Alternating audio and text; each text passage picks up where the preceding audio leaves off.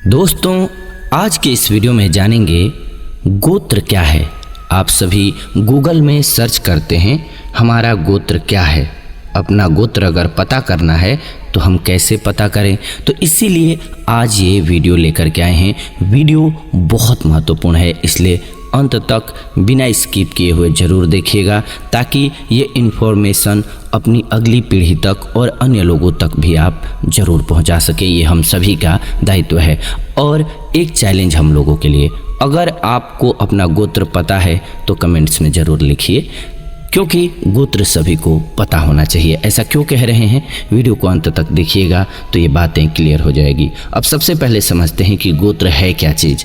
तो हम सभी एक सामाजिक प्राणी हैं। मनुष्य जितने भी हैं वो एक सामाजिक प्राणी हैं। एक समान मनुष्य समाज द्वारा जितने भी नियम और नीति बनाए गए हैं, नियम बनाए हैं, उसका पालन करके समाज में रह सकता है। समाज की ज़रूरत भी इसी सब के लिए पड़ी, क्योंकि मनुष्य जो है उसका जीवन बिना समाज के है नहीं। नागरिक शास्त्र की बुक जब आप पढ़ते हैं तो उसमें भी सबसे पहले आपको लिखा हुआ यही मिलता है कि मनुष्य एक सामाजिक प्राणी है। गोत्र भी प्राचीन मानव समाज द्वारा बनाया गया रीति रिवाज का हिस्सा है, जो कि ये निश्चित करता है कि एक व्यक्ति किसी पूर्वज में से किस पूर्वज की संतान है।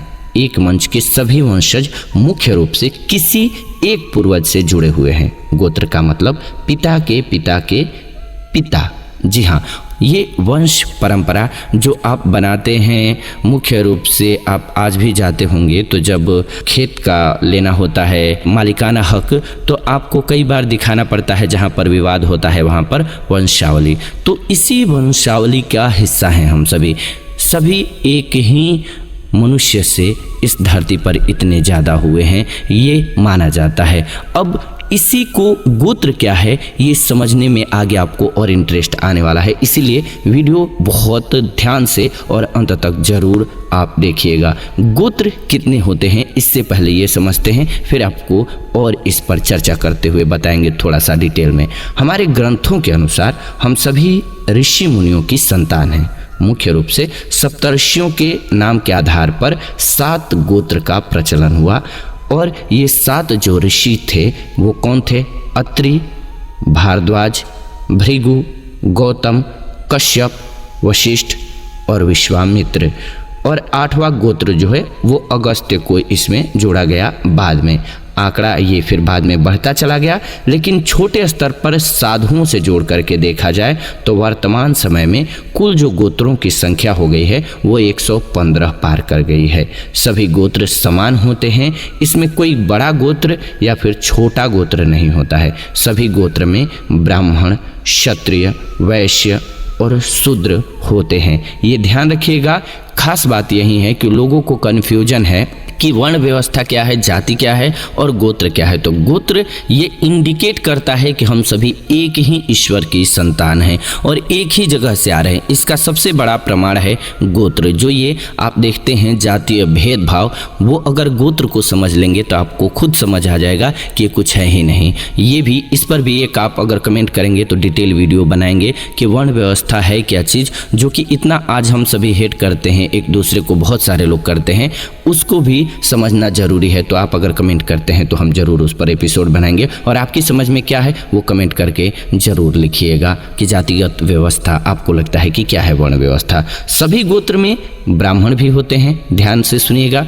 सभी गोत्र में क्षत्रिय भी होते हैं, सभी गोत्र में वैश्य भी होते हैं और सभी गोत्रों में शूद्र भी होते हैं। तो इससे ये समझ आ जाता है कि जब गोत्र सेम है यानी कि समान है, एक ही घर में ये तीनों हो सकते हैं। अब इससे आप और थोड़ा सा क्लोज चले गए होंगे, यानी कि ब्राह्मण, क्षत्रिय, वैश्य, शूद्र ये एक ही घर में हो सकते हैं। इसका मतलब ये हुआ कि हम कार्मिक रूप से वर्ण व्यवस्था में जुड़े, यानी कि किसी को समाज को संबोधित करना है, किसी एक व्यक्ति को संबोधित करना है तो आप कैसे संबोधित करते हैं? उसके कार्य के अनुसार, जो वो कार्य करते हैं उस आधार पर आप उनको संबोधित करते हैं। फॉर एग्जाम्पल, कोई कार्य करता है लकड़ी का तो उसको आप बढ़ई कहते हैं। तो इसमें छोटे बड़े वाला कोई भाव ही नहीं था।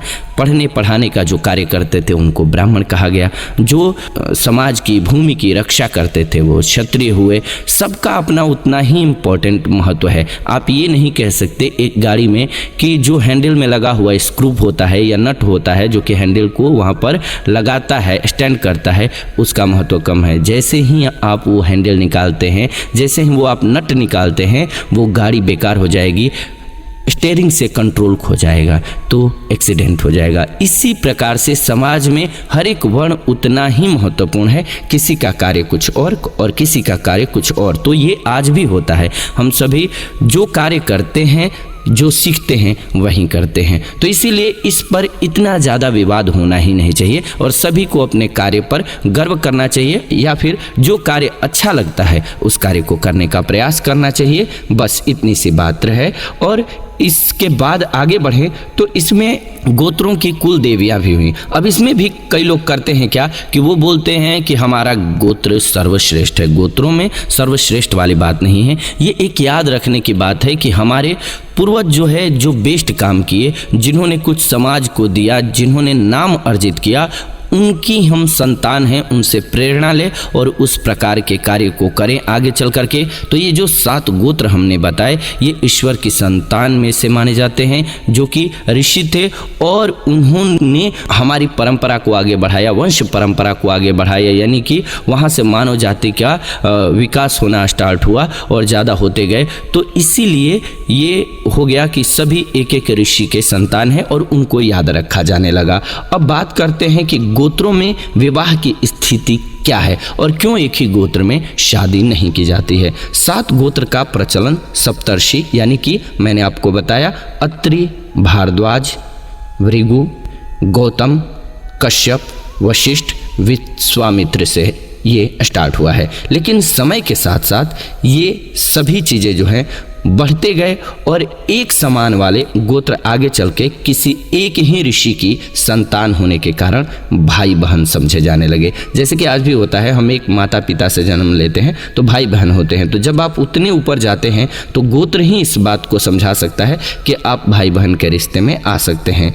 मुख्य रूप से यही कारण है कि एक समान गोत्र वाले स्त्री पुरुष का विवाह नहीं करना चाहिए और ये माना जाता है। आज के साइंस को भी देखिएगा तो कहा जाता है कि अगर आप सेम ब्लड ग्रुप वाले से शादी करते हैं तो आपको दिक्कत होती है। और आप जानते होंगे कि माता पिता का जो ब्लड ग्रुप होता है उसी में से एक संतान का होता है, और जब एक ही ऋषि के संतान हैं तो गोत्र व्यवस्था भी उसी चीज़ को ऋषियों ने पहले समझा और इस बात को बता दिया, समझा दिया।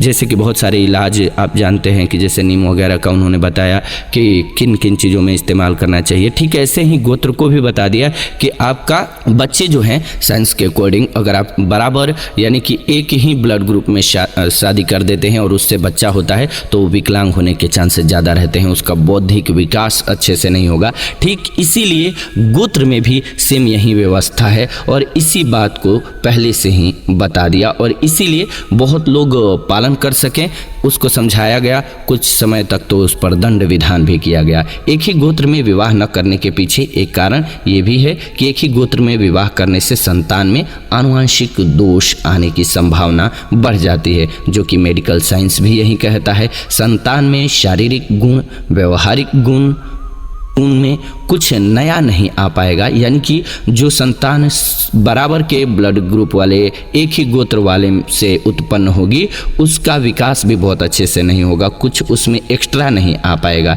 इसी कारण से जो लोग माता पिता को पहले से रोगी देखे हैं, यानी कि जो रोग रहता है जैसे कि शुगर है तो बच्चे को भी शुगर होने के चांसेस बढ़ जाते हैं, वो रोग बच्चे को भी हो जाएगा। हाँ, अगर बात करें कानून की दृष्टि से तो कानून गोत्र जाति धर्म को नहीं मानता है, इसीलिए कानून इस रूप से बाधित नहीं करता है। लेकिन मेडिकल साइंस भी इस बात को प्रूव करता है कि एक ही ब्लड ग्रुप वाले से शादी मत कीजिए, नहीं तो बच्चे सही नहीं होंगे। ठीक ऐसे ही आप इस बात को भी समझिए कि गोत्र व्यवस्था भी वही बात कहता है। अब चूंकि गोत्र जो है पहले से है तो गोत्र प्रमाणिक इसीलिए ज़्यादा नज़र आता है। साइंस आज का उसको प्रमाणित करता है कि हाँ बात सही है। मुख्य रूप से हमारा गोत्र का प्रयोग विवाह संबंध स्थापित करते समय और पवित्र कार्य यानी कि धार्मिक कार्य, हवन, यज्ञ, ये सब करने में ही काम आता है। आप ध्यान देते होंगे कि ज़्यादातर जो गोत्र का इस्तेमाल किया जाता है वो लड़के लड़की का गोत्र देख करके शादी करते वक्त ही किया जाता है, और उसका जानना इसीलिए ज़्यादा ज़रूरी होता है क्योंकि यही एक तरीका है जिससे याद रख सकते हैं। क्योंकि मान लीजिए कोई मुंबई बस गया, कोई दिल्ली बस गया, कोई और कहीं है, तो आप कैसे समझ पाएंगे कि वो एक ही हैं? तो उस समय तो कोई ब्लड टेस्ट का लैब था नहीं, तो ये एक अच्छी चीज़ पहल थी ताकि आप कहीं भी रहें गोत्र से पता चल जाएगा कि आप एक ही माता पिता के संतान हैं, तो भाई बहन हो गए, या फिर आपका ब्लड ग्रुप लगभग वही होगा। तो इसलिए ये बहुत अच्छी व्यवस्था थी। आपको ये कैसा लगता है ज़रूर बताइएगा, और हम सभी की जिम्मेदारी है कि अपने अगली पीढ़ी को भी अपने गोत्र के बारे में बताएं। इस पर बात करेंगे, लेकिन उससे पहले समझते हैं कि अपना गोत्र हम कैसे पता करें। ये आपका सवाल हो सकता है और इसीलिए शायद आप यहाँ जुड़े हुए भी हैं। आप वीडियो को अंत तक देख रहे हैं, इसलिए मुझे खुशी है। लाइक एक कर दीजिए, नहीं तो भूल जाइएगा। वीडियो बनाने के लिए हम मेहनत करते हैं ज़रूर, और उम्मीद आपसे बस इतनी करते हैं कि लाइक, शेयर और कमेंट अगर पॉसिबल हो तो ज़रूर कीजिए कि आपको वीडियो कैसी लगी। अपने गोत्र के विषय में एक व्यक्ति को जानने की जानकारी उनके परिवार से जो बड़े बूढ़े हैं उनसे मिलती है। बड़े बूढ़े आपके गांव के आसपास जो भी हैं उनसे जाकर के पता कीजिए। यानी कि आपके माता पिता फॉर एग्जांपल आकर के मुंबई, दिल्ली किसी बड़े सिटी में बस गए हैं और आपको अब पता नहीं है गोत्र के बारे में, तो क्या कीजिए, उनसे कहिए कि वो कौन से गाँव से आए हैं। उस गाँव में जो बड़े बुजुर्ग रहते होंगे उनसे पता कीजिएगा, तो आपको गोत्र का पता चल जाएगा। और ये बात हमने आपको पहले ही बताया, ध्यान रखिएगा। एक ही गोत्र में ब्राह्मण भी हो सकते हैं, एक ही गोत्र में क्षत्रिय हो सकते हैं, एक ही गोत्र में वैश्य हो सकते हैं, और वहीं गोत्र शूद्र का भी होता है। तो इसलिए यहाँ पर डिस्क्रिमिनेशन वाली कोई बात ही नहीं उत्पन्न होती है। अब बात करते हैं, अगर आपके परिवार में बड़े बुजुर्ग नहीं हैं या फिर आप लोगों को बिल्कुल ही पता नहीं है, तो ऐसा माना जाता है कि आपको कश्यप गोत्र मान लेना चाहिए अपना। जी हाँ, जिनको भी पता नहीं होता है उनको कश्यप गोत्र मान लेना चाहिए, क्योंकि कश्यप ऋषि के सबसे ज़्यादा संतान हुए, इसलिए मान लिया जाता है कि जिनको नहीं पता है उनका गोत्र जो है वो कश्यप है। लेकिन अगर आपको डिटेल और सही पता करना है तो उसके लिए बेस्ट तरीका यही है कि आप अपने बड़े बुजुर्गों से पता कीजिए और अगली पीढ़ी को भी ज़रूर बताइए। आपको कैसा लगता है गोत्र व्यवस्था? आपको अपने गोत्र के बारे में पता है कि नहीं? कमेंट करके ज़रूर बताइए। अगर आपको पता है तब तो ज़रूर बताइए, और अपनी जगह के अनुसार बताइए। यानी कि अपने गाँव का नाम लिखिए, अपने डिस्ट्रिक्ट का नाम लिखिए, और अपने नाम के बाद गोत्र भी लिखिए। क्यों? क्योंकि हो सकता है कि आपका कोई भाई बंधु बाहर शहर में रहता हो, दूसरी जगह रहता हो, वो जानना चाहता हो, उसे नहीं पता है, तो मैं भी आपका कमेंट देख करके उसको पता चल जाएगा। तो उम्मीद करते हैं कि आप ये ज़रूर करेंगे ताकि अन्य लोगों को भी पता चले, और इसमें भागीदारी लेते हुए वीडियो को लाइक कीजिए, शेयर कीजिए, ताकि अन्य लोगों को भी पता चल सके। गोत्र व्यवस्था जो है वो वर्ण व्यवस्था को भी समझा देता है आसानी से, कि वर्ण व्यवस्था जो है वो एक कार्मिक यानी कि कर्म के आधार पर बनाया गया है। किसी को भी जब भी आपको संबोधित करना होगा तो क्या करेंगे, आप कुछ तो ढूंढेंगे ही। फॉर एग्जाम्पल लोटा या फिर ग्लास है, उसको एक नाम तो देना पड़ा। बल्ब का आविष्कार हुआ तो एक नाम तो देना पड़ा। ठीक ऐसे ही जाति व्यवस्था भी एक सूचक है बस कि ये कार्य आप करते हो।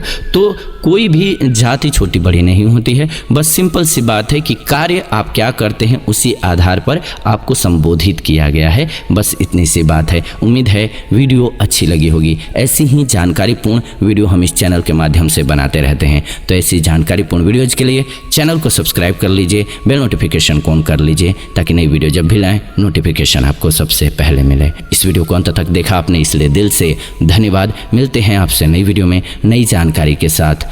आप देख रहे हैं जीवन रक्षा चैनल। Thanks for watching.